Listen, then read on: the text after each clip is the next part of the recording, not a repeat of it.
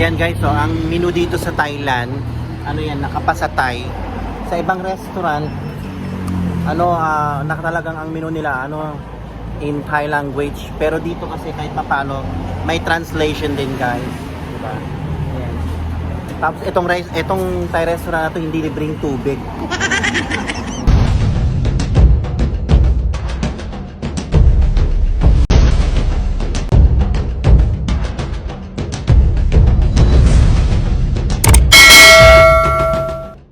Ayan, andito kami ni Bayaw Dave dito sa Chalong area, dito sa Phuket.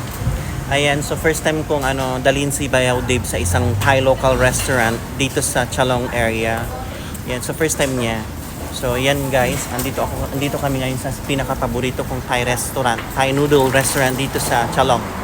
Ayan, si Bayaw Dave. Yan, naka-eyeglass pa, di ba? Ayan, Bayaw.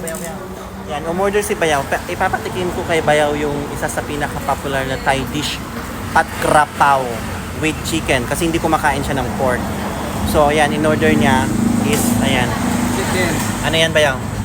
Chicken. Yan, Pat Krapao chicken with fried egg or Pat Krapao chicken kai daw. Yan, Bayaw yan. Yan. So, tatanungin natin kung kumusta ang lasa ng Thai food para sa kanya as a first timer dito sa Thailand. And of course, in-order ko yung paborito kong Thai noodle dito sa Thai noodle restaurant na to is Quite Yao Sri Paya ang pangalan ng restaurant guys. Guys, ito yung in-order ko. Lagi ko in-order ito sa mismong local restaurant dito sa Thailand, ang Quite Yao noodle and then Pat Krapao. Kumain ka na ba? Huwag ka mahiya. Yan. Tingnan nyo guys, ang menu pa lang nakapasa Thai na. Pero may siya, English translation guys. Yan. Yan siya.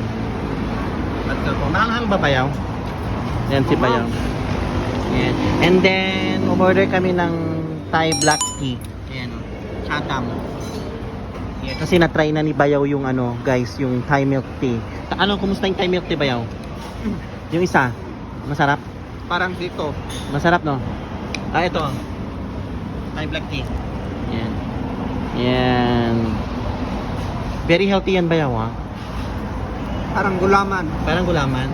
Ayan, yan. So parang gulaman sa kanya. Pero masarap no? Yan siya guys. Yan.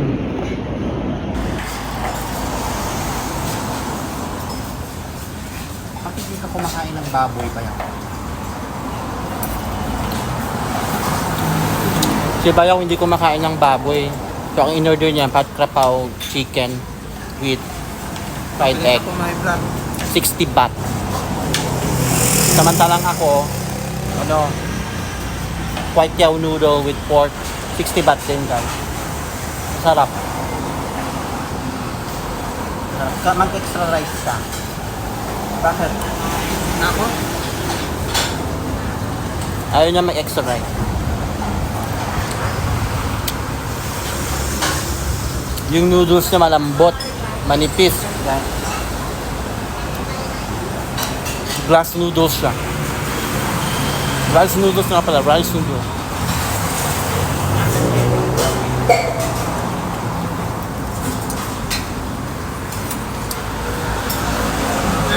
May chicharon.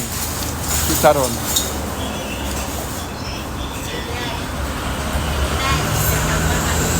Sarap. Masarap siya. Dami ko nang nadala dito guys na na mga friend ko dito. Nadala ko na rin si Ina dito.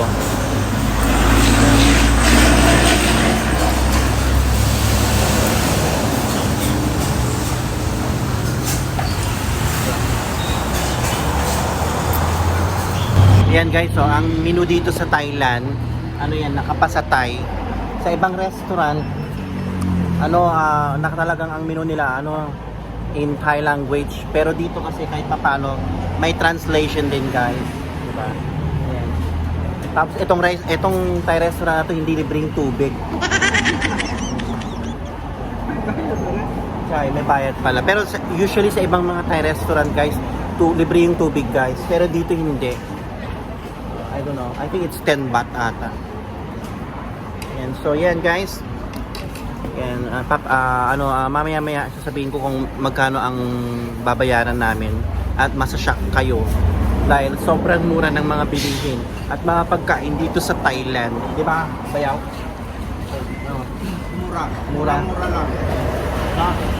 So ngayon, tsaka ngayong araw na to talagang nilibot ko si Bayaw sa ano, si Bayaw pinasyal ko sa aming hotel. No, laki no Bayaw, no? Yan. Yan, sa aming hotel, may mean to say, sa mismong workplace ko na pinagtatrabaho dito sa Phuket, Thailand, sa hotel, guys. Tapos yan, ginala ko siya sa isa na namang Buddhist temple. Di ba, Bayaw?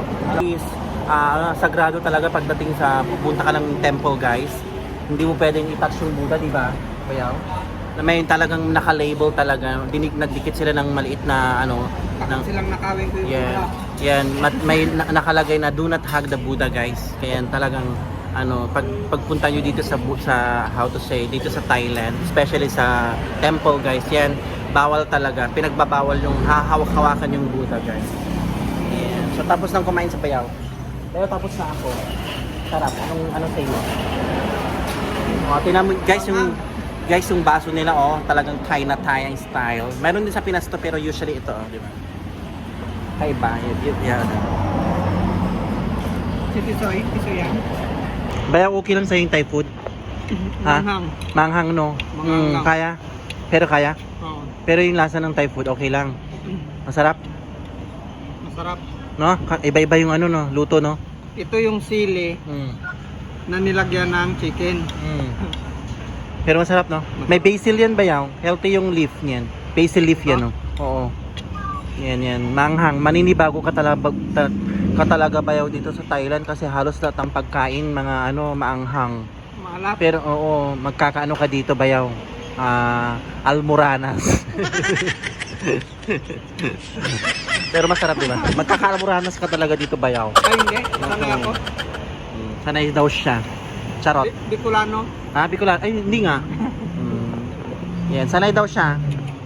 Guys, magbabayad na tayo. Tingnan natin kung magkano binayaran natin. Kitang ka.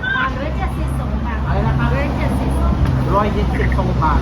ทั้งหมดใช่ไหมคะ ใช่ค่ะ Okay. 172 baht, guys, daw. Yan. Imagine mo, sobrang mura.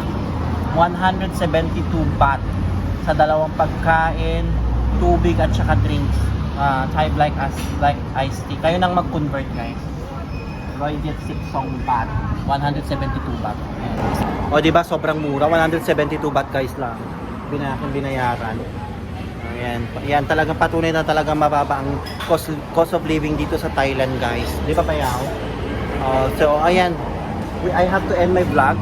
Ayan. So, yeah, at least kahit paano na ipasyal ko na si Bayaw dito sa Thai local restaurant dito sa Thailand, dito sa Phuket. So, please, guys, don't forget to like, share, comment, and subscribe my YouTube channel, my Facebook page, and my TikTok account, Feeling Thailander. Bye! Bye ka na, Bayaw. Bye!